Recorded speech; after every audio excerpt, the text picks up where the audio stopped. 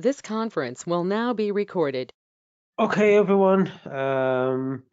I will start the second session of the medical statistics. I hope you've seen the video yesterday or joined the session yesterday.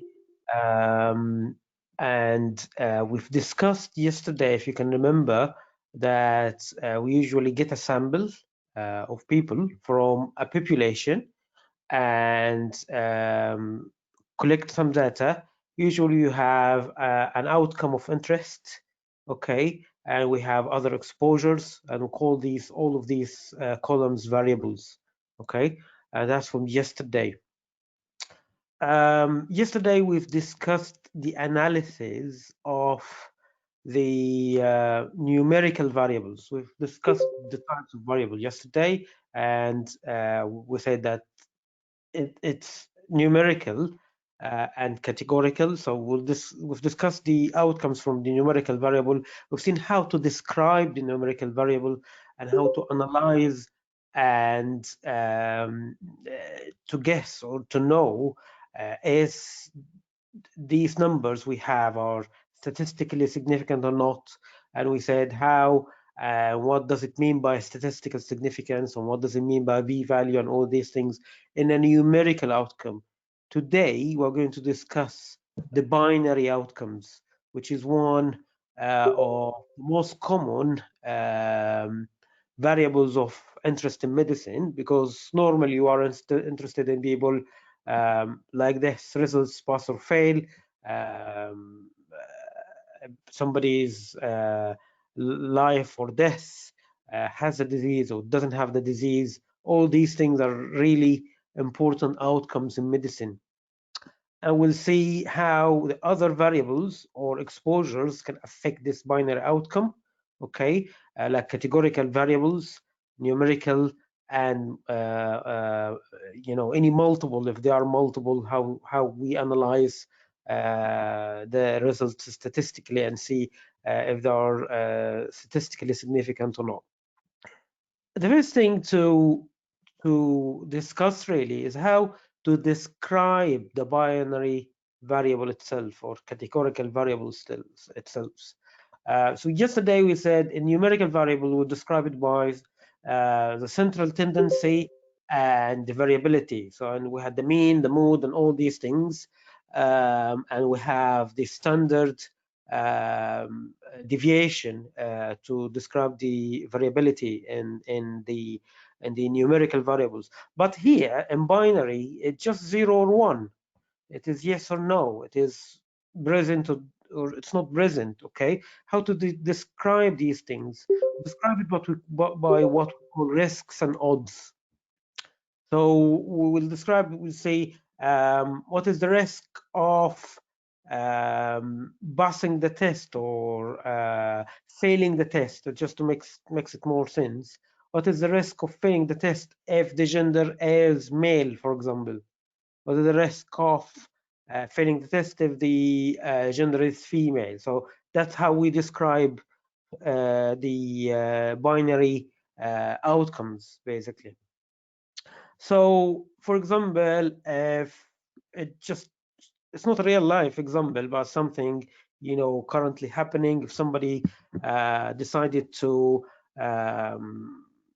test a vaccine for the coronavirus, for example, okay, and he tested this vaccine in some people, he has to control this test with a placebo. So he gives some people the vaccine, okay, and give the rest the placebo. So 240 here took the vaccine, and 222 took the placebo, and then the follow these people with time. For example, after 6 months, they get the result how many of these people who got the vaccine got the disease, and how many didn't have the disease.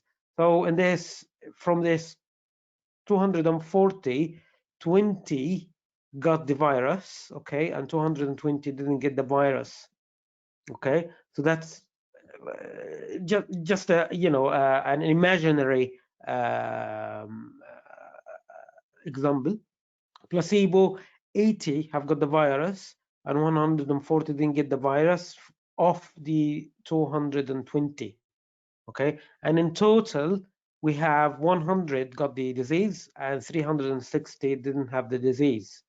Okay, and now we need to see, is the vaccine any good or not? Okay, that's how it works with describing these binary outcomes. Okay, so how we describe that? We usually see what is the risk of getting the virus when you take the vaccine. It's 20. So just getting the virus while you're having the vaccine is 20, just divided by the total number, okay, will give you 8.3%. So that's the risk of getting the virus, okay, which is 8.3%, or the same thing is 0.083 is the same. That's 8.3%. What is the risk of getting the virus with a placebo? It's this number on the total, okay, 80 divided by 220, it's 36.4%. So it's, or in another way, it's 0.364. And I need to know now, is taking the vaccine any better? It's just from these numbers, is getting the vaccine any better or not? So from what you can see, taking the vaccine lower the risk of getting the virus, isn't it? Okay, that's how we do it. That's what the risk mean. Okay, what is the risk with having the vaccine or having the exposure, and what is the risk of just taking the placebo? It's higher. So is there any better of taking the vaccine or not? Okay, that what is a risk mean. But there is another term which is, you might feel it's really strange term called the odds.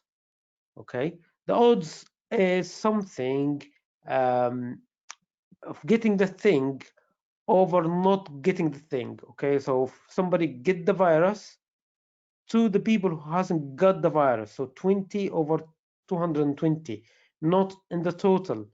Okay, just the people who had the thing on the people who hasn't had the thing. Again, the odds of getting the virus with a placebo is 80 over 140, not 220.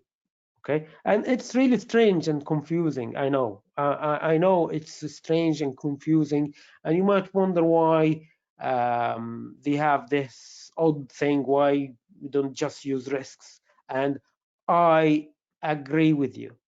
Okay, the odds is confusing. You just forget about it now. Okay, we'll discuss it later, and we'll discuss why we use the odds later. Okay, just concentrate now with me on the risks, which makes so big sense actually. Okay, it gives a sense that the risk of getting the thing is the number of this thing on the total. Okay, again, you can now realize is this vaccine is useful or not. Okay, so I'll come here. So that's the risk of getting the virus with the vaccine, the risk of getting the virus with placebo. You need just to compare these numbers. You can use one of two ways of comparing these numbers. You can subtract them or you can divide them. Okay, so if you've just subtracted them, the risk of getting the virus with the vaccine, the risk of getting the virus with placebo, you give this number. So that's the risk difference. They call it risk difference. Okay. If you call it risk reduction, it's here by minus, just put positive. So that's the risk reduction. It just subtracts the risks in the two groups. It will give you the risk reduction. Some people call it's the absolute risk reduction. Okay, it's how much the risk is lower comparing these two groups. The other way of doing it is just to divide them, to be the risk ratio. Okay, so that's the risk ratio, the RR. Just divide this by this, it will give you the risk ratio.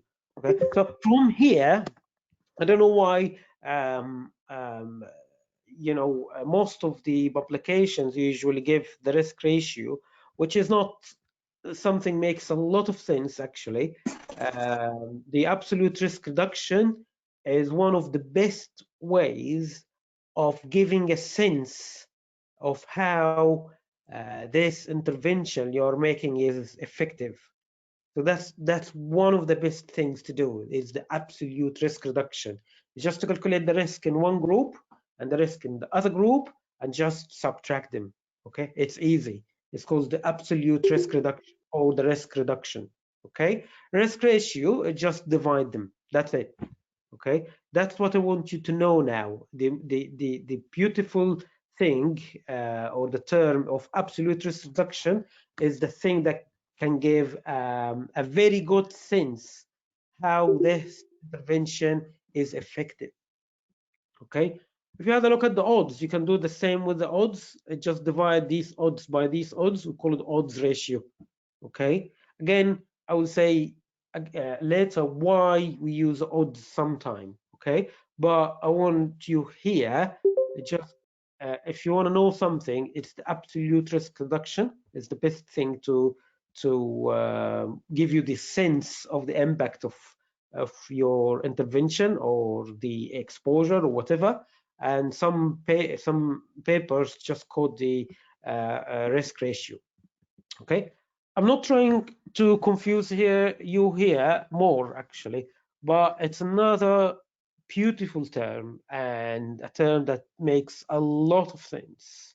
Okay, which is the term called number needed to treat.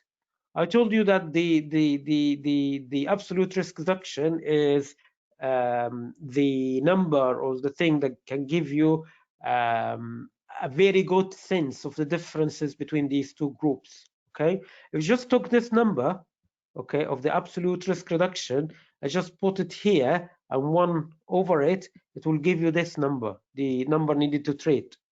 And the sense of this number is this sentence. So we need, so if you put 1 over 0.81, it will give you 3.6 approximately, okay? So, and this will tell you that we need to give the vaccine to 3.6 patients to prevent a 1 case of coronavirus, for example, okay? And that's how does it mean, okay? And the number needed to treat is coming from the ARR, which is the absolute risk reduction, or the risk reduction, which come from, as I told you, just subtracting the two risks in the two groups. Okay, so that's it's a beautiful term and it makes a lot of sense to us actually. If you are giving a medication or something and you can calculate the absolute risk reduction, just subtract this from this and put 1 above this number, it will give you the number needed to treat, and you can know now how many patient needs to take this medication to prevent a case of whatever. And again, if you are speaking about something can cause harm like smoking or whatever, if that's a harm, you just put the absolute risk difference or whatever, it will give you the number needed to harm as well. Okay, so it's a very nice term to know. And if you are interested about exams, I think it's a very common question, is to give you even the risk of this and risk of this and ask you about the number needed to treat, or to give you the risk reduction and ask you the number needed to treat, or sometimes they call it absolute risk reduction and ask about the number needed to treat. It's a very important term. And it makes, and why it's important, because it makes sense. Okay, you can, we said at the beginning, and I will say it every time we discuss it, the whole purpose of statistics and mathematics is just to make things simpler and make all the numbers make sense. Okay, so that's the risk, and that's how to calculate the risk, and how to calculate the number needed to treat. And now we'll get to the point why we have what we call odds. Okay, why, which is really strange to have these odds, but there are at least 3 reasons to have these odds, and we have to deal with them. What can we do? One of these reasons, if the outcome is rare, and I will show you statistically in the next slide, what does that mean? If the outcome is rare, the odds and the risks will be probably the same number, or very similar numbers. Okay, if it is 0.01, the odds might be 0.011, for example. Okay, so it's maybe the very similar number, or even the same number, if the outcome is rare. Okay, so it's not a big deal if you have odds or risks in the paper you're reading. Okay, but why people are quoting their odds ratio, not the risk ratio, in their papers, for example? Okay, because actually, if you can remember from the last time, when we said something about the linear regression, and today we'll speak about the logistic regression, which is a statistical test. These tests cannot mathematically calculate the risks. It has to have odds in them. Okay, don't ask me why. You don't need to know that. Okay, but in order to do a logistic regression, or multiple logistic regression, or multiple linear regression, there will be a computational problems if you use the risks. Okay, so you have to use the odds, and that's why you will find a lot of papers, because a lot of papers actually use multiple logistic regression or multiple linear regression, so it will give you the odds ratio. Okay, it's not going to give you the risk ratio. Okay, and the other reason is the conclusion usually is the same. If something harmful, it will be obvious in the risks or the odds, whatever. It will be positive or negative in both. Okay, but maybe the number is different, but it will be the same in both. So the conclusion you take from the odds or the risks will be the same actually. Okay, and that's why in multiple logistic regression we use them, and that's a really important thing in case control trial. In real life, if you have a cohort study and some people had a cancer and other people hadn't had the cancer, and you need to see if this cancer related to smoking, for example. So it's binary versus binary, have a cancer or not, smoking or not, and in a cohort of patient, you can use the risks, that's not a problem. But and you have a cohort of patients, so you have followed this patient with time and you know them, you can use the risks. It does make sense. But if you got a group of people with lung cancer and you've decided to choose another group of normal people with no lung cancer, and you ask them about the smoking status, it doesn't make that a lot of sense to use the risks, because they are not the same group. They are two different groups. Okay, so you cannot use risks with case control trial. You have to use odds and odds ratio. Okay, and that's why it's the measure of choice in case control trials. The controls represent unknown fraction of population. Okay, it's a you've just chosen some people as a control group. Okay, so it's not possible to estimate the risk. Okay, and that's why we use the odds. Okay, you don't need to know why we have the odds, but it's strange, and you might wonder and ask yourself why we use the odds. Okay, because if the outcome is rare, it gives the same number. Okay, we have problems in doing multiple logistic regression or multiple linear regression with or multiple logistic regression with it, because it's mainly with logistic regression. And conclusion is the same, and you cannot use them in case control trials. And I think if you're interested in exams or exam questions, this may be an exam question here. In case control trials, do you use risks or odds? I think you just say you can use odds ratio. You'll use risks ratio because the control represents an unknown fraction of the population. This slide is just to show you how odds and risks are different. Okay, If, for example, half the people got the disease, it will be 50% or half, 1-to-1, okay? But in odds, it will be 1-to-1, so the number will be 1, okay? But if 3/4 of the people, it will be 75%, okay? Still less than 1, okay? But you have 3 out of 4, so it's 3 out of 4, or 3 got the thing and 1 didn't got the disease, so it's 3-to-1, so it's more than 1 here, the odds, okay? But if you can see now, when the outcome becomes rarer, now it's 1 in 10, it's 10%. This is almost a 10%.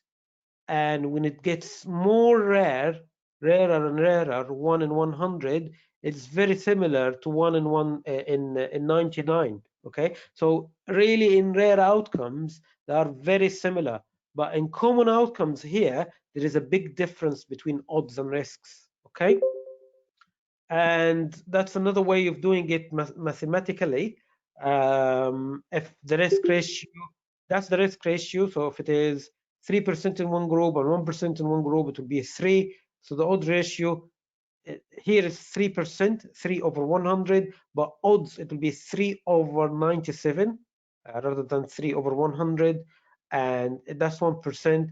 That's 1/100, but here it will be 1/99 because the rest, it's not a big difference, okay, here, because this is 3% only, this 1% only, so the outcome is rare, okay? But here, if it is 60% and 20%, 60/100, 20/100, but here it will be 60/40 because the rest is 40, and 20/80 because the rest of the 100 is 80. It will be 6. So there's a big difference in number here. But you need to know the mathematics and all these things. What you need to know that in rare outcomes, odds ratio is very similar to risk ratio. Okay, and we need to use it.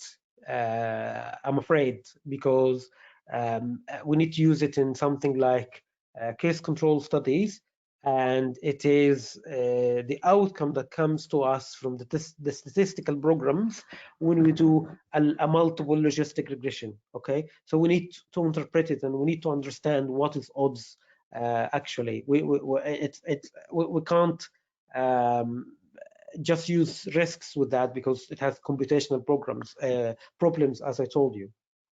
I know there are some formulas that convert risks to odds, but that's not our issue now. Okay, again, that's the same thing. Odds ratio can be interpreted as risk ratio and rare outcomes, the same thing. Usually rare outcome means less than 10%, but when the outcome become common, the effect size will be different. It's like this graph, really. If it is rare outcome, there will be like each other's. If they're common, there will be a big difference in numbers. Okay, I don't want you to be confused. I want you to come out of this with these two terms: absolute risk reduction and number needed to treat. If you want to know anything out of this thing, okay, how to calculate the number needed to treat? It's from the absolute risk reduction, and what you do? Just subtract this from this and just put 1 over this, and that's it. That's what we want you to know, actually. Okay, but I always want you to know why we use these things, why we have odds, why we have risks and these things. Okay, again, I will come again now to discuss the what statistical test we use in testing the statistical significance of categorical variables or binary outcome. Okay, so we've described the binary outcomes with risks and odds. Okay, but here, for example, I want to see the risk of failing in relation to gender. So I would say the odds of failing or passing if you're a male, the odds of passing or failing if you're a female, and if I found an odds ratio or between the two groups, and I need to know is this difference between these two groups or these probabilities in these two groups is significant or not, or statistically significant or not, or is it due to chance or not, what statistical test I use. Okay, so that's a slide you can forget immediately after I finish it. It's we found that the probability of getting the thing or not, or the probability of categorical things, is distributed by a distribution called binomial distribution. Okay, you can forget about this term after this slide, but this binomial distribution, as you can see here, is very similar to the normal distribution curve actually. Okay, and that's how we created our statistical tests in these things. You don't need to know that. Okay, just an example that what is the probability of flipping two heads, you know, of in a coin and 5 turn tosses. So just an example. You can use an example of dice as well, or whatever. So you want to know the probability of having two heads. But if you see, if you repeated this tosses 5 times, how many heads you can get? You just repeat it, okay? And you repeat it. If you repeat it a lot of times, sometimes you do the tosses 5 times and you don't get any heads. Sometimes you do the tosses 5 times and you get 1 head. Sometimes you do it and you get 2 heads. Sometimes you do it, you get 3 heads. And if you repeated that 1,000 times, you will get a curve like this. Okay, it will be very similar to the normal distribution curve. But anyway, you don't need to know that. You can just forget about that. I'm just giving you the idea beneath these statistical tests is the same. Okay, so if you want to know the statistical significance of the difference in the results in two groups, you use a statistical test called chi-square test. Okay, and it gives you a b-value, and the b-value, as we explained in the first lecture, is the probability of having this difference due to chance. Okay, and we've decided that if the b-value is less than 5% or 0.05, it is a statistically significant result. Okay, so if you have two groups and the outcome is binary, you use what we call the chi-square test. Okay, if you have 3 groups or 4 groups or multiple groups, okay, like here, you need to know the exercise type. Is it affecting the result or not? So we said, for example, that's a football, that's a basketball, that's a volleyball. Is the type of the exercise you do affecting the result or not? That's, you use as well the chi-square test. So it's categorical versus categorical. It's the same as chi-square test. But sometimes if you have a group with a very small number, okay, so for example, if I have in my study I have a sample of 100, and there are males and females. I want to see if the males and females can affect the result or not. And for example, the females are only 3, you cannot use the chi-square test. Okay, you have to use something called exact tests. Okay, it's because it violates the assumption. So if you have this contingency table, okay, and you have this table who have 2 by 2 or contingency table 2 by 2, and you have a number very small, less than 5 or something, you have to use an exact test. Okay, I will go through these again, don't worry. The other thing I want to discuss here before going to the big flow chart of the statistical tests is the confounding factors. Okay, So I will use this spreadsheet again. You need to know the effects of drinking coffee in passing the exam, okay? But you have other things might affect passing the exam, like the exercise, the milk, and gender. And these things might really affect the result, isn't it? So we call the other things confounding factor, okay? So again, another example here, if the outcome here, for example, is drinking coffee, I want to see is a specific type of exercise can affect how much coffee I drink, the gender might affect this as well, okay? A very famous example is coffee can cause lung cancer or not, okay?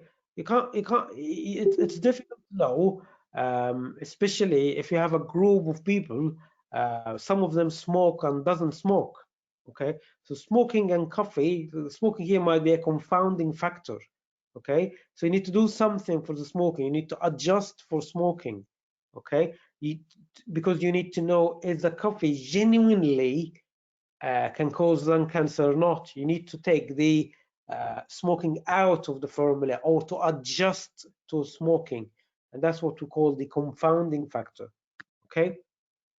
So again here, if the outcome is the result, and I want to see the effect of the coffee on the results, I have to take into consideration the other factors, okay?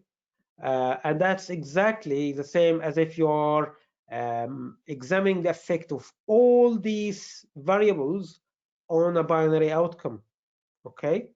You can do one of two strategies, one called stratification, and the other thing, you just put them in one formula in the statistical package or program called logistic regression, okay? You can just use a statistical test. If we have multiple variables, use a statistical test called logistic regression. Is very similar um, to the multiple linear regression we used last time in numerical variable. So if the outcome is numerical, it's the multiple linear regression. If the outcome is binary, it's what we call logistic regression, okay? You can use other things called stratification. You can just um,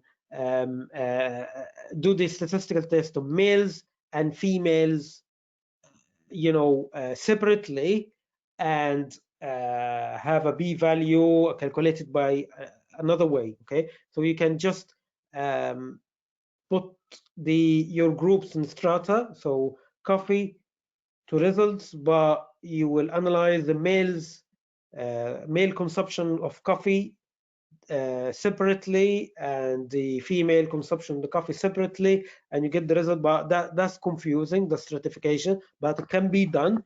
But the easiest thing to do, we just put the whole thing in one formula, which we call logistic regression, okay? But all these variables in the logistic regression formula, and see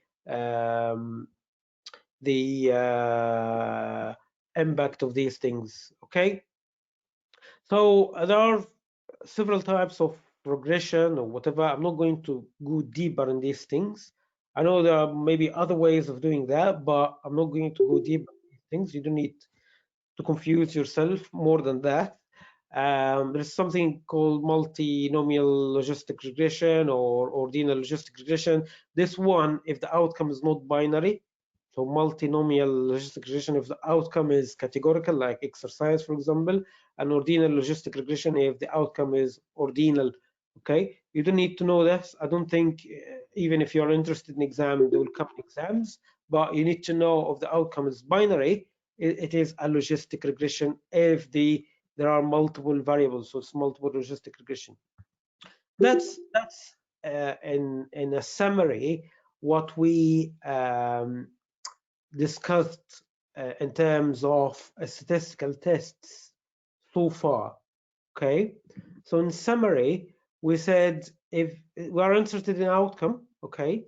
So if the outcome is continuous, okay, it's t-test if there are two groups, ANOVA if there are three groups, and linear regression if you have multiple exposures, okay? And today we said if there are just two groups and the outcome is binary categorical, is even the chi-square test or the logistic regression, okay? So that's the basic thing I want you to know, okay? That's the very basic thing, and we can build on this now, okay? So two groups, outcome continuous t-test, three groups or more, it's ANOVA. It is continuous versus continuous or multiple variables, and the outcome is continuous. It's linear regression or the multiple linear regression. If the outcome is binary, which is very common in medicine, you can use the chi-square test, okay, or the logistic regression. Here, if you have multiple groups, but sometimes I'm going now to complicate things more, okay? Sometimes you have one group of people, okay, just one group, okay, and you take measures twice, okay?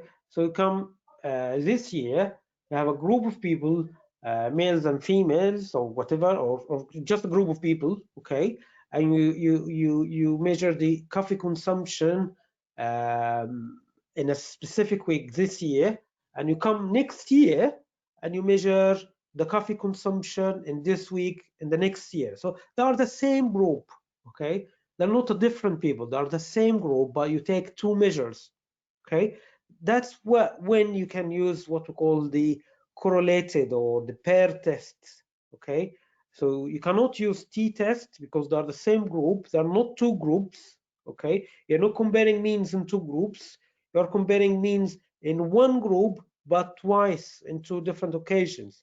You use paired t-test, okay? And if there are three groups, you use ANOVA, okay? That's what I want you to know is the pair test and and repeated measures ANOVA is the same, okay? Don't worry about this. And if it is categorical or binary, so smoking or not this year, smoking or not next year, the same group of people, okay, you can use, instead of using chi-square test, you use McNamara test, okay? It's called McNamara, okay? So I'm just started to complicate things more, okay? Again, there's another column here, okay? It's just to complicate things further, okay? So these tests, as you know from last lecture or last video and this video, have some assumptions. Well, for example, we using t-test and ANOVA and linear regression, we're assuming that our groups, the variables in these groups, is normally distributed. But and that's how these tests built, actually.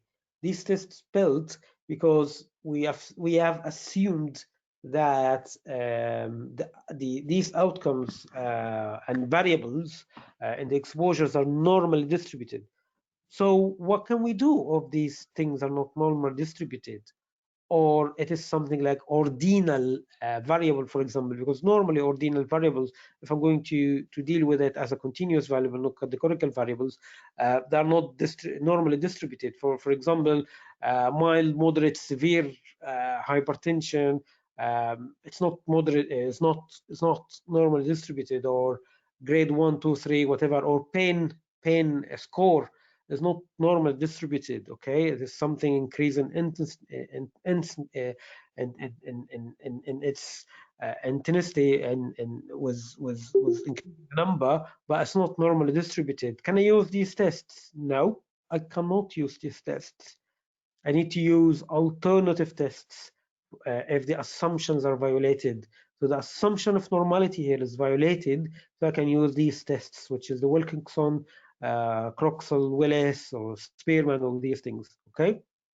And again, in binary outcomes, okay, I'm assuming that the groups are similar in numbers or not similar in number. I don't have a square in this contingency table that contains just 5 persons. Okay, I told you about this. We use normal and exact test. Okay, I know it's getting confusing and confusing more. Okay, but don't worry, I'll do it again with you. Okay. So in ordinal data, we'll deal usually with ordinal data as numerical, okay, but not normally distributed, okay? So there is a violation of the assumptions. So if you have two groups and you have an ordinal outcome, you use what we call Mann-Whitney U-test, okay? Okay, that's the master flow chart. Okay, I'll go through this flow chart with you again. Okay, don't worry, you can stop the video if you're going to watch this on YouTube and go through it again by yourself.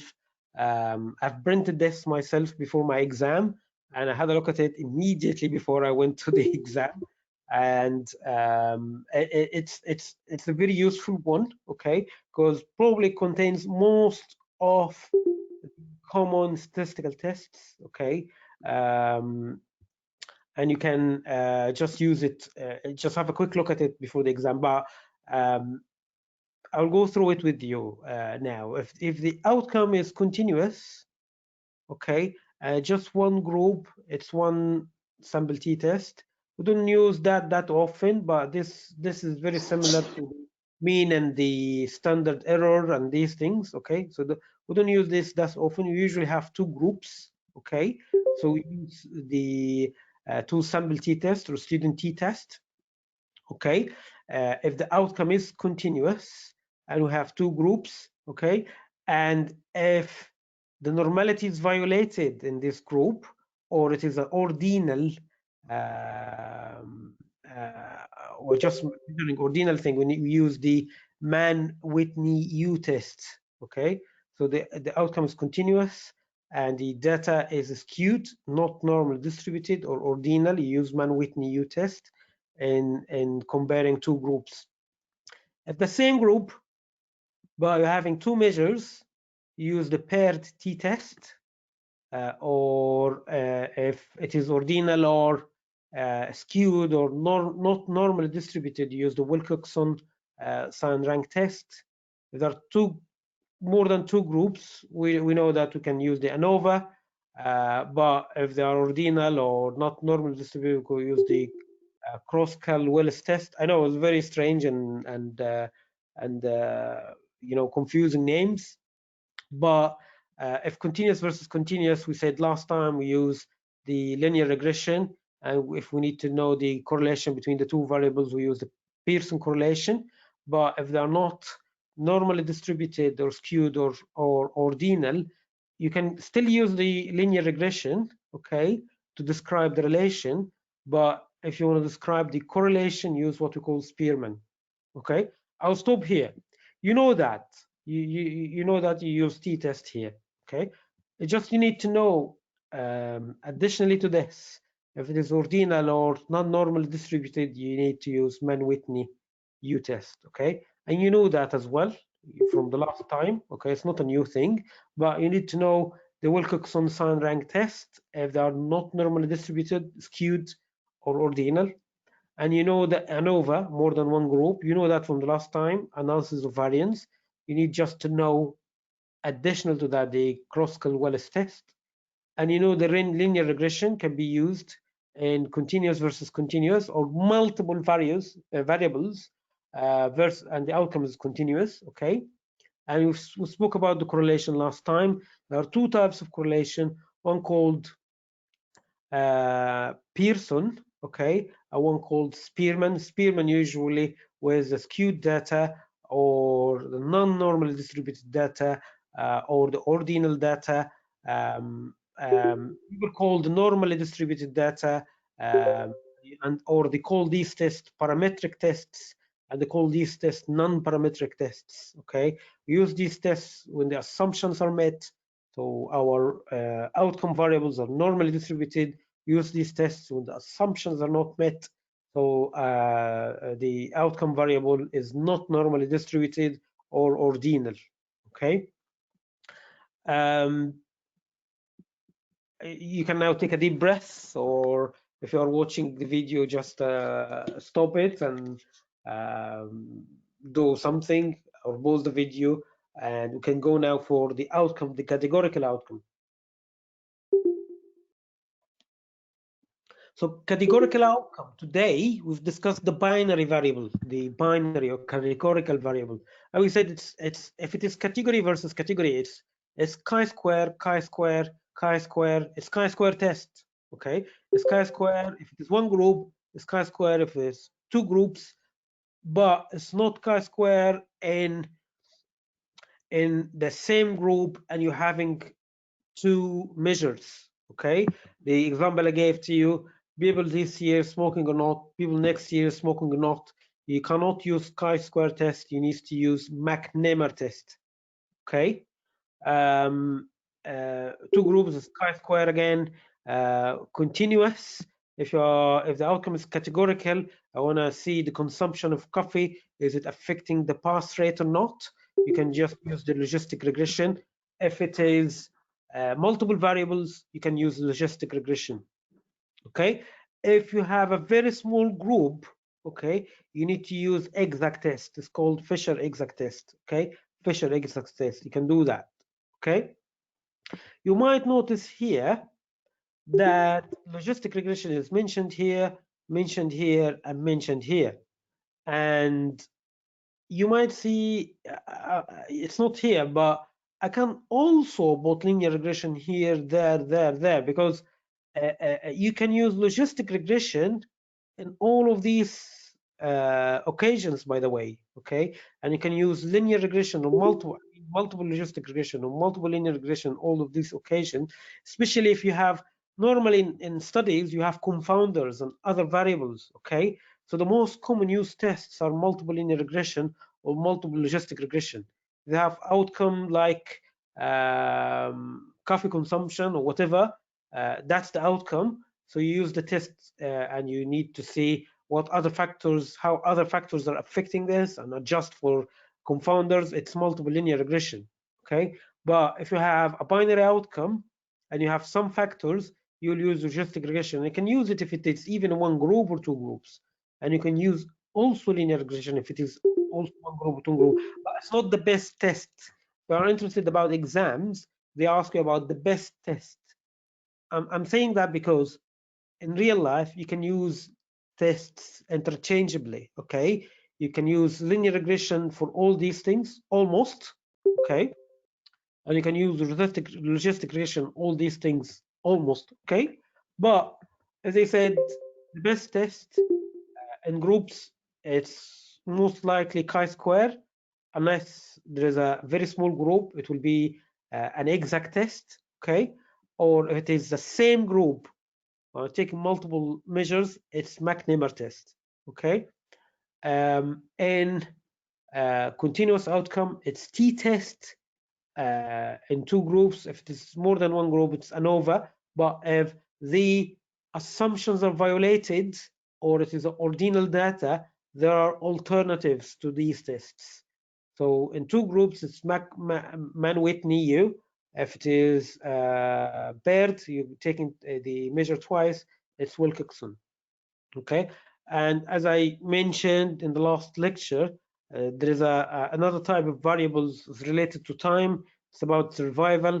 It's the Kaplan-Meier, and I've shown you the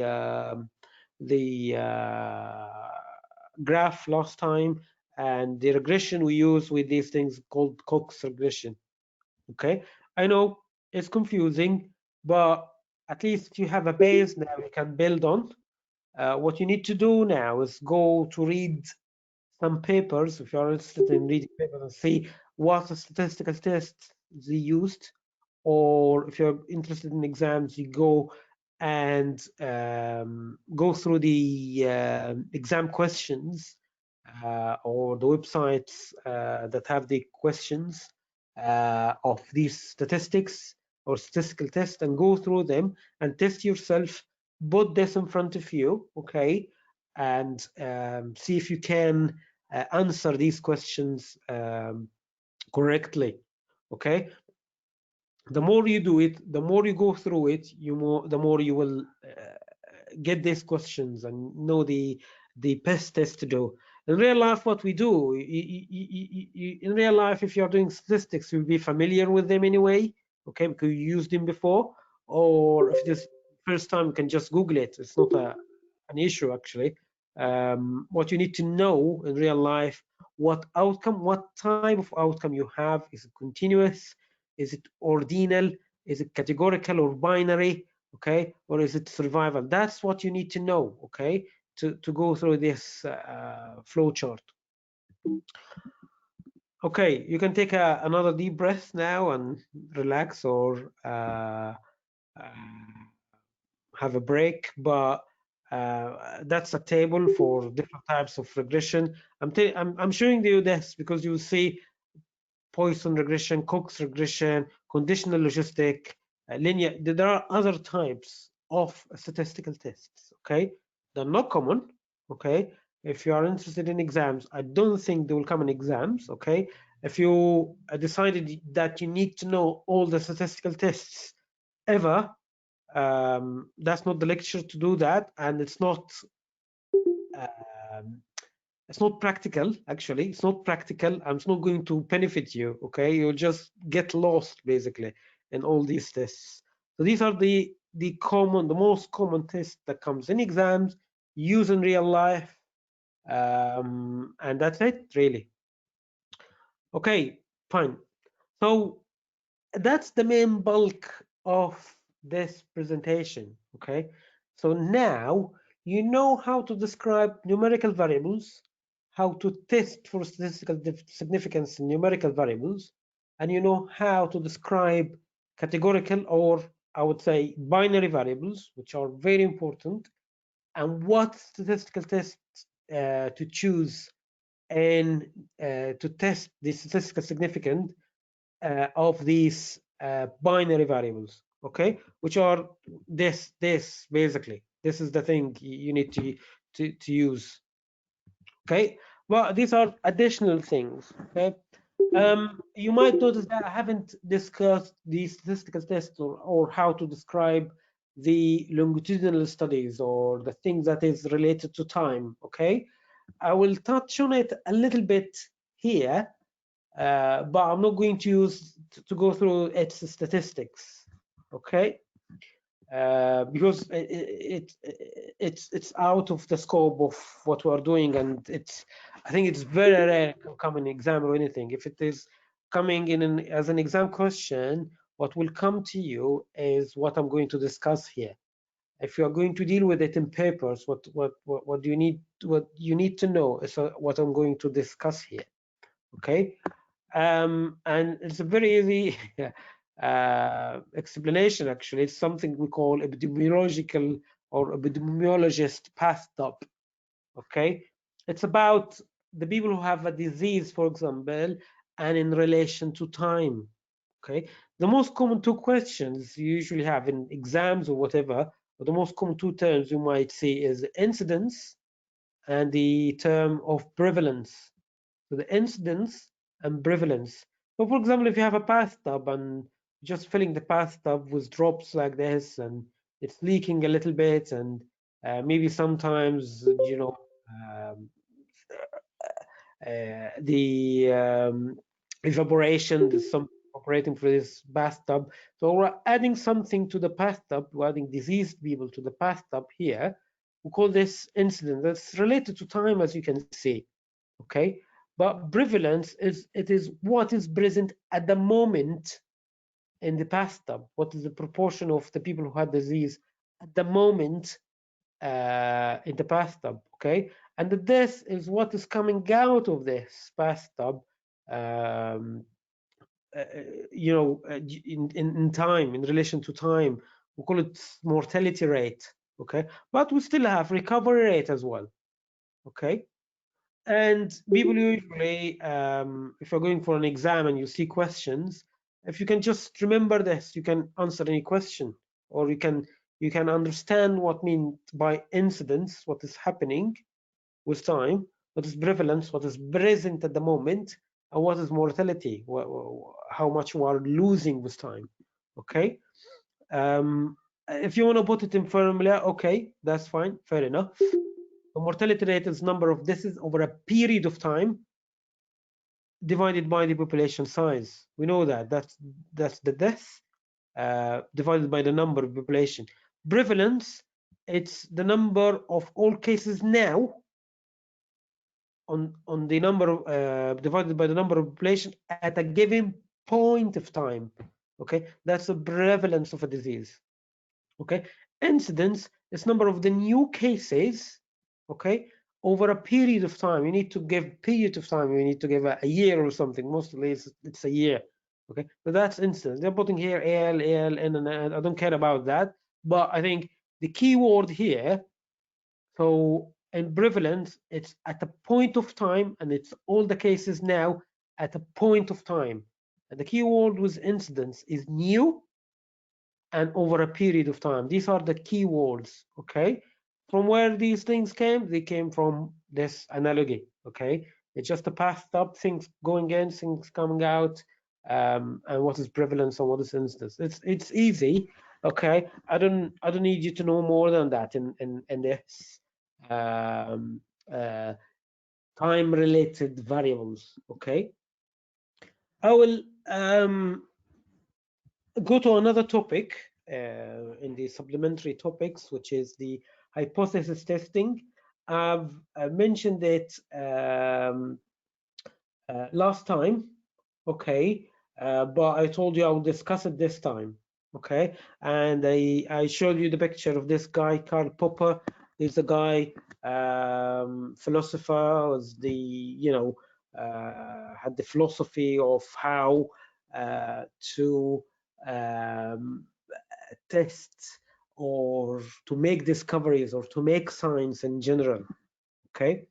So what did he say? These are examples of discoveries, okay. So the Einstein laws of mechanics are different from Newton laws of mechanics, and when Einstein came, he needed to prove that Newton's laws of mechanics are not the best of describing things, okay? And it's another discovery of, for example, H. pylori, another discovery of penicillin, another discovery that smoking is related to lung cancer, okay? Not all these things followed the pathway of Karl Popper.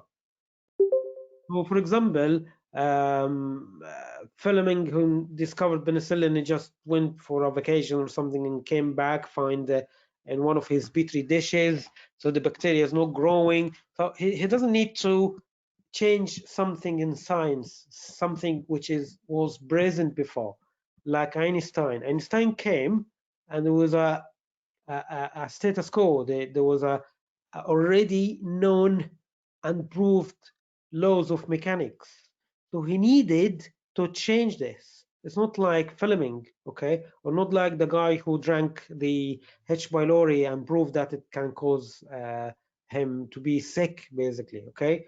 So nowadays, in order to prove a new discovery or a new thing or a new treatment or whatever, you need to say that it's different than what is present before. It's like smoking. You need it's again, is smoking is a cause of lung cancer or not, okay.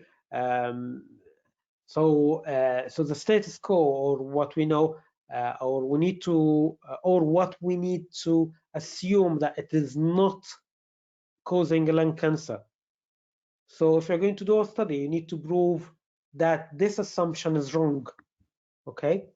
And that's what we do science. That how they do studies, okay? They have, you might see here some words in Arabic. Don't worry about this. That means that you have something well known, or a status quo, or Newtonian physics, or something well established. We all know, okay? And we call this thing we call it the null hypothesis, okay? So any difference observed in two groups is not real. It's just due to chance, okay? So that's what null hypothesis mean. That means that the present condition is that's our hypothesis. And if you want to discover a new thing, you need to reject this status quo or this Newtonian physics, or that there is no difference between the groups. Okay, so we need to reject it in order to have a new discovery. Again, what is written, any difference observed is due to chance. Okay, if the results are unlikely to be explained by chance alone, the null hypothesis is rejected, and the alternative hypothesis is accepted. So you made a new discovery. I will give you another example, don't worry. And in order to know or to make sure that the differences between the groups, so if you give, for example, a medication or a new treatment to two groups, the assumption should be that this medication is not going to make any difference. Okay, that's the null hypothesis. So the new treatment is not going to give any difference between the two groups. But if you have a difference in the numbers as the result of your study, you usually assume that's due to chance, and that's the null hypothesis. Okay, but if you manage to prove that this difference is real, now you have rejected the null hypothesis. Okay, there is always a chance that this difference is due to chance, and that's why we normally put these numbers and these variables through a statistical test. We've discussed the statistical test and give us what we call p-value. This p-value tell you how much this difference is due to chance, okay, or the probability of this difference is due to chance, how much, or just the probability of being this difference due to chance. So you calculate the p-value, okay, and then you have to consider what we call type 1 or type 2 errors. Okay, so if you discover the new discovery and your treatment is making a difference, okay, and the p-value here is less than 5% or less than 0.05, okay, you need to consider that your result or your conclusion still might not be right. Okay, and if you haven't managed to reject the null hypothesis and your treatment did not prove to make any difference, and the p-value you had is more than 5% or more than 0.05%, you still have to consider what we call type 2 error, that there is a real difference, but you have missed it in your study.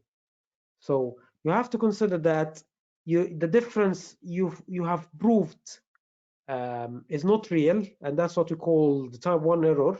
If you have a significant finding or you have a significant p-value, but if you didn't have a significant p-value, you have to consider that there is a difference, okay, and you have missed, okay, and that's how this guy suggests the science should be done, okay, by having a null hypothesis, a status quo, something present, and you need to prove that what you've done or the treatment you've given is made a difference. And if you prove that by a significant p-value, you should still consider that you're wrong, and that's what we call the type 1 error.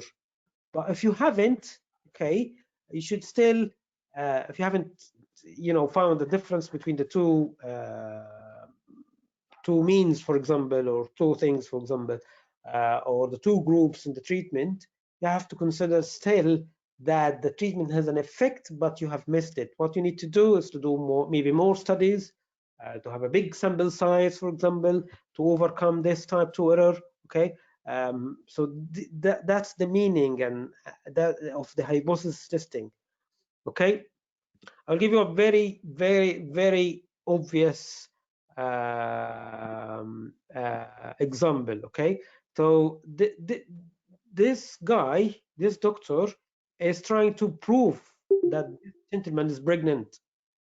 Okay, it's not easy to prove that, but anything can happen, but it's very difficult. Okay, but if he proved he's pregnant, okay, and this gentleman is not pregnant, he made a big mistake. Okay, yes, he made a big discovery, but if he wrong, he made a big mistake, and that's what we call the type 1 error. Okay, but this doctor is telling this lady, no, you are not pregnant. Okay, in spite of being obviously pregnant. Okay, she tried to ignore that there is a new discovery, which is a pregnancy. She tried to ignore that. She didn't recognize that there is something different than the status quo, which is not pregnant, but she is in real life pregnant. So she made a mistake. We call that type 2 error, which is false negative. She told her, you're not pregnant. That's a false negative.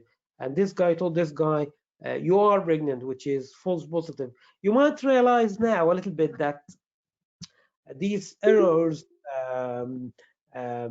different in the effect of them. Okay, so in order to make a discovery, it's harder. It's harder to prove that this guy is pregnant. At the same time, the science made it difficult to make a discovery. So the margin of error here is less. Usually, we've decided it's usually less than 5%, which is the p-value basically. Okay, so and that's why we made the p-value, the chance of error, or the chance that this difference is due to chance is 5%. So we gave a margin of 5% for type 1 error. Usually we give a margin of 20% to the type 2 error, okay? Because it's not a big mistake. Still a mistake, but it's not a big mistake. But to be honest, this lady might have intestinal obstruction or tumor or something, you know, but this guy is very unlikely to be pregnant, okay? So I'm not going to go further in these numbers, but the margin of having type 1 error is probably 5%, and that's why we've decided that the p-value is 0.05 or 5%, and the type 2 error, the accepted thing in medicine, is 20%, and out of the 100%, the rest of this, the 100% is 80%. We call that the power of the study, and the power of the study is something very different to p-value. So the power needs to be 80%, okay, in order to avoid type 2 error, okay. I don't want you to be confused, okay. You can still pause the video, or when you get the recording, and go back and go through it, and you can ask me at the end. There's something else I want to add, actually, something quick. It's called tail test. One tail test and two tail tests. If you're on exam and you have the choices, one tail t-test, two tail t-test, or whatever. So these tests can have one tail or two tails, okay? And that is related to the probability of having, if you're giving treatment to somebody, this treatment, it's going to make somebody better. If it's going just only to give this person better, that you should use a one tail test. If it's going to use, if it's going to make this person better or worse, you have to two tail test. And that's why when you are testing a medication versus a placebo, you used one tail test, because the medication is not going to do worse than a placebo, okay? But if you're testing two drugs in two groups, use two tail test, because your new drug can be better or worse. Don't worry about this, because it's the two tail test we usually use, and the statistical programs usually take them by default. You usually test the two probabilities of your intervention being better or worse than the other intervention in the two groups or the three groups or whatever. Okay, so by default we choose the two tail test unless we're testing against something like placebo, okay, or we know for sure that this intervention we're going to make is going to make this person better or definitely worse. I would just use the one tail test, which is not very common at all to be used. We use just the two-tailed test by default. I'll discuss some graphs. Okay, just supplementary to what we're doing. There's a very famous graph here called force plot, and force plot is used usually in the meta-analysis or systematic reviews, and you have a video on the channel about the types of studies. You can go back and just watch this video. So meta-analysis, or which is something can be included in a systematic review, usually have some studies, okay, and you're familiar with this. That's the box and whisker. You've seen it before in the first lecture, okay.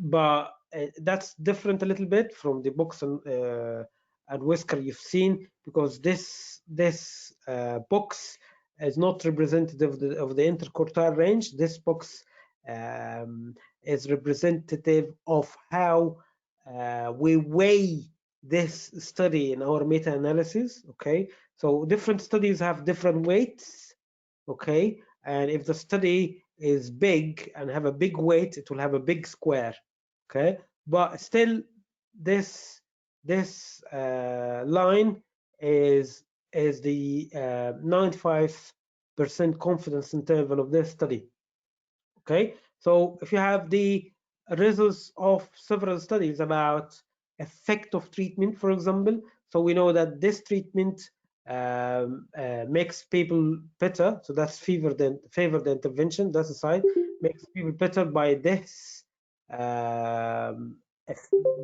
size, so makes people change the blood pressure, for example, or change the pain score from -2 to -4 or whatever. So it improves things, for example. That's the weight, that's the confidence interval. And if the balance line here, that's the balance line of 0, if the confidence interval, 95% confidence interval touching the 0, this study is not significant. Okay, so this study, it looks like it's touching the line of balance. It's not significant. It's not that big. This study is a big study. Okay, it has a big square, and the confidence interval is tight. 95% confidence tight. So it is a significant study. This study, it looks like a small study, smaller square, bigger confidence interval. We're not really sure, touching the line of balance. So it's not a really significant study. This study is a significant study, but still smaller than this, and the confidence interval is wider, so we're not really sure. So with some statistical calculations, we can get the sum of all this, which is this diamond. Okay, so in this diamond, just another explanation, this diamond is the overall of all these studies, okay, and the width of this diamond is the 95% confidence interval. Okay, if that's, for example, cognitive decline or whatever, if this is a medication or some intervention, and these are the studies done, is the same. This is the odds ratio of the study, or the weight of the study is this square, okay, and it represents the exact odd ratio here in this scale. So that's one study, that's another study, and this diamond is the overall of all these things, and the width of the diamond is a 95 confidence interval, and the very middle of this diamond here will be the odds ratio, or whatever, or the mean, or whatever, according to what you are calculating in these studies, what is the outcome you're seeing in these studies, is the exact odds ratio. So that's a binary outcome, and that's why we have odds ratio. Can be a mean or number if the outcome is a numerical. Okay, and you might be aware about this logo. That's the Cochrane Library logo. If you've been to the Cochrane Library, you'll find that the logo itself is a force plot. Okay, it has several studies and something related to the gynecology. Just for your knowledge, I'm not going to tell you what is it's related to what, you can just find that by yourself. Just Google it. What is the Cochrane logo represent, and what systematic review and meta-analysis related to the gynecology or to obstetric, to be honest, and what is the discovery we've had after this systematic review and meta-analysis. Something related to the to the obstetric. One other thing I want to discuss, again, don't worry about this Arabic terms, it's just the translation of these two terms, which is sensitivity and specificity. It's just to see how good is a diagnostic test. Okay, I know it's confusing to a lot of people. Okay, but I'll just tackle this thing in a very easy way. Okay, you can feel what is the term sensitivity means, or what is the term specificity means. So sensitivity, how good is this test picking up the positive cases, okay? And specificity, how specific this test getting this condition, okay? I will tell you a very easy thing. If you had this sense, you can just calculate it by yourself, but sensitivity is related to the false negatives. You don't need the false negatives in your results, okay? So the test is not going to be good if you have a lot of false negatives, okay?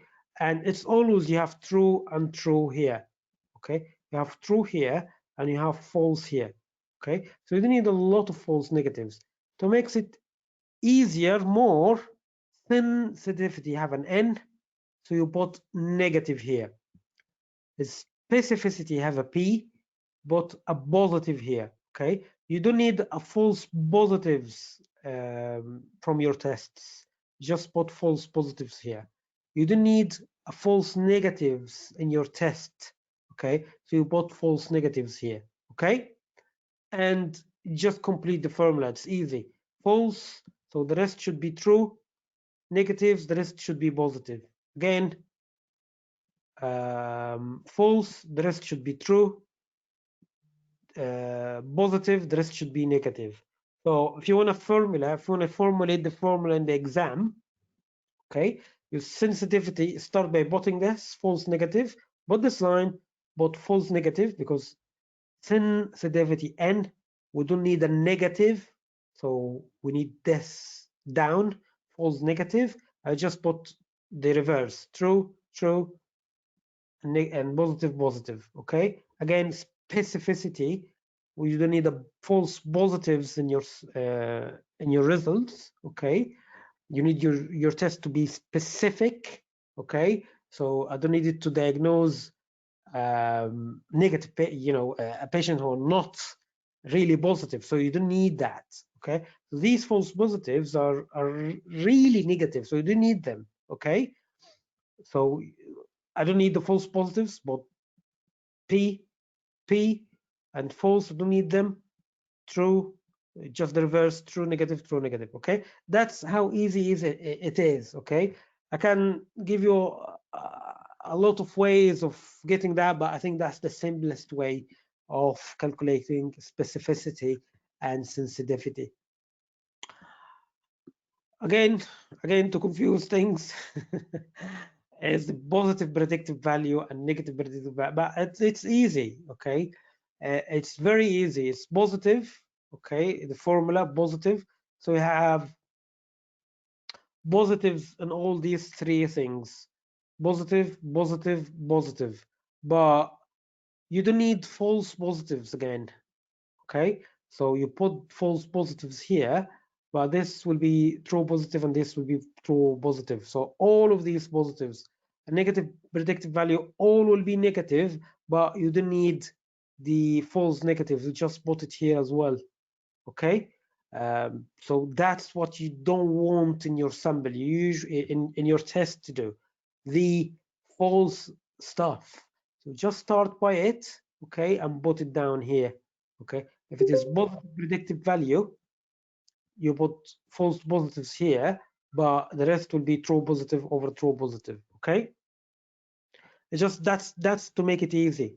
Again, the sensitivity and specificity, sensitivity and negatives, you don't need false negatives.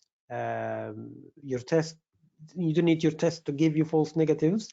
You need it to be sensitive to get all the positive stuff. So true positive over true positive, just put the false negative here. Okay, again, specificity, you need your test to be very specific. You don't need a false positive, that's P and that's P. Okay, that's how easy it is. If you want to confuse yourself, you can go to the Wikipedia, but that's a very nice example, to be honest. It's just comparing the specificity and sensitivity of the fecal occult blood in colorectal cancer to the gold standard, which is the endoscopy or colonoscopy. Okay, you can pause the video and have a look at it and go through these formulas. Okay, specificity and sensitivity. This is just a screenshot from the Wikipedia. They have a very nice example and explanation of these things, but that's how easy it is. So sensitivity, you need to put down the N, false negative, but the true positives will be up here. Specificity, okay, you have to put down here the P, the false positives, and the rest will the opposite, the true negatives. Okay, again, positive predictive values, all positives, but you need to put down the false positive with the true positive. Negative predictive value, all negatives, but you need to put down the false negatives. Okay, that's how you test how good is your test. Again, so if you want to compare tests, okay, there's something I was just gonna mention very quickly.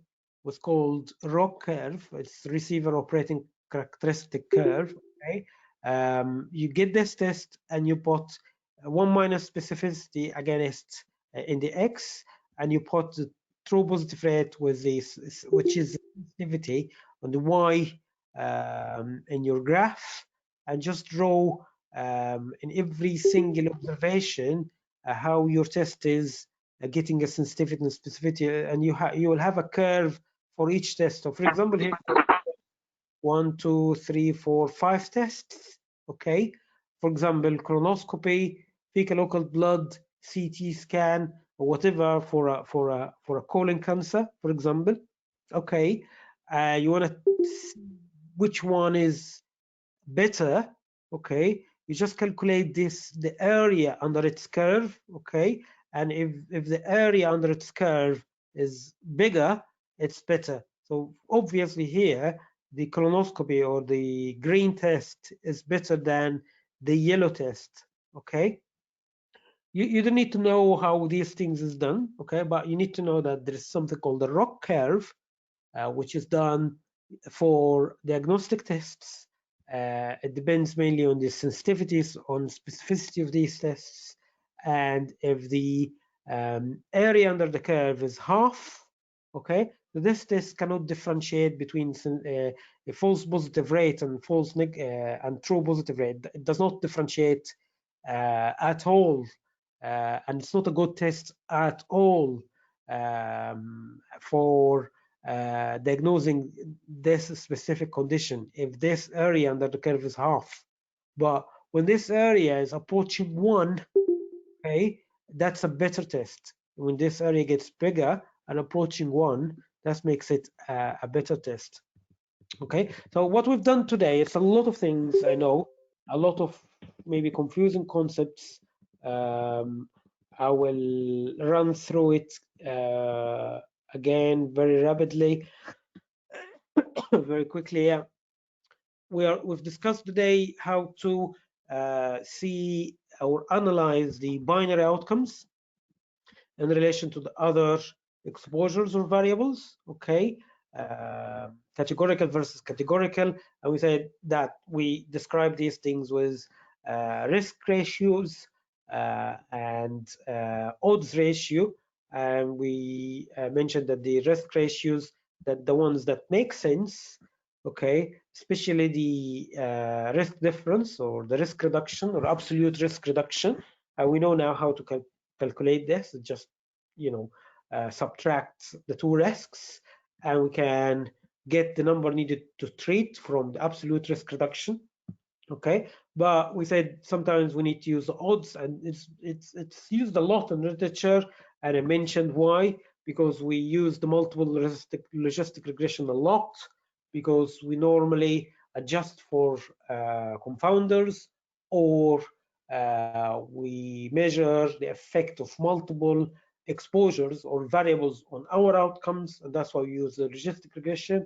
And we find a computational problem if we use risks in calculating the logistic regression. That's why we use odds. We use odds ratio as well in case control trials. I would say that odds are not a big difference, or not a difference at all in rare outcomes if we're comparing them to risks. Okay, and that's why we can use them and we can interpret them, but sometimes they are tricky, especially if the outcome is not rare, is a common outcome. And we said that the distribution of the binary outcomes follows something called binomial distribution, and the test used to test for significance in binary outcomes or categorical outcomes is chi-square test.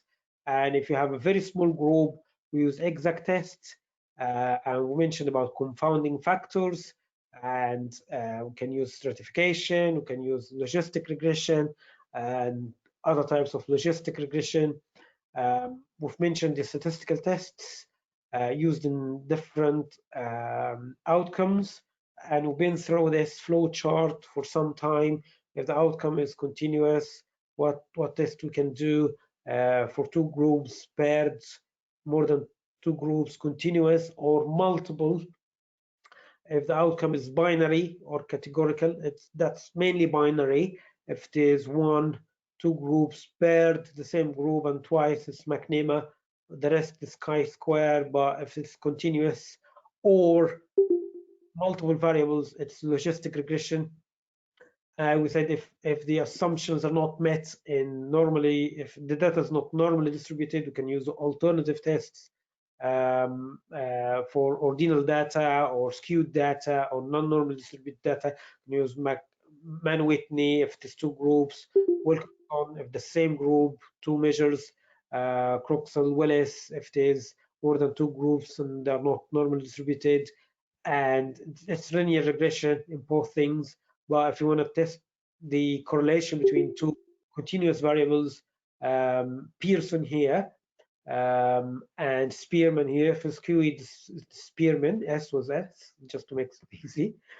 And we mentioned about the exact tests, and logistic regression can be used in all these things, and linear regression can be used in all these things, especially if there are multiple variables, and Cox regression and Kaplan-Meier plots in survivals. And the time-related variables, we said, what does prevalence mean? What does incidence mean? What does mortality rate means? And how to calculate them. And we said the keywords is prevalence at a given point of time.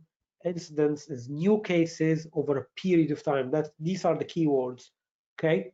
Spoke about the hypothesis testing and how we can make discoveries and why these p-values and hypotheses and type 1 error and statistical test, and why we have all of these things. Because if you want to make discovery, you need to challenge null hypothesis, which is a status quo, what we have now. We need to challenge it, what is happening now, and to prove that's wrong or rejected, and to accept what we call the alternative hypothesis. But we still have a chance that our assumption or rejection is wrong. This chance is what we call the p-value, and if we prove that there is a difference or a new discovery, we might be wrong, and that's what we call the type 1 error. If we prove that we didn't make a new discovery and the status quo is, for example, the Newtonian physics is to continue working with it, or the new treatment, we said it's not making a difference, and it is it is really making a difference. We made type 2 error, and we gave this example. This guy tried to prove this guy is pregnant, but it's really difficult to do that. And if he said you are pregnant and he accepted that, he made a type 1 error. But this lady, when uh, uh, did not succeed of discovering that this lady is pregnant, she made a type 2 error, um, because in real life, in reality, we can see and we can guess she is pregnant, and this guy is very unlikely to be pregnant. Okay, and that's the differences between type 1 and type 2 errors. We've spoken very briefly about two-tailed or one-tailed test, and the default is two-tailed test because we need to see if this intervention, this medication, this exposure, this whatever can make things worse or better. We need to use two-tailed test, and that's what is used by default in statistical programs. Been through some graphs. You've seen force plot before, just in the meta-analysis. Every study have just this shape, which is a square and a line. The line is the confidence interval. The square is the weight of the study, and that's the conclusion. Okay. I told you about the Cochrane. Spoke about sensitivity and specificity. Sensitivity, false negative here and true positives here. Specificity, false positive here and true negatives here. And positive predictive value and negative predictive value show all positives, and we put the false down here. All negatives, we put the false down here. Okay, and the ROC curve. Okay, that's in a very brief summary of what we've done. Thank you very much for being with us in these two lectures.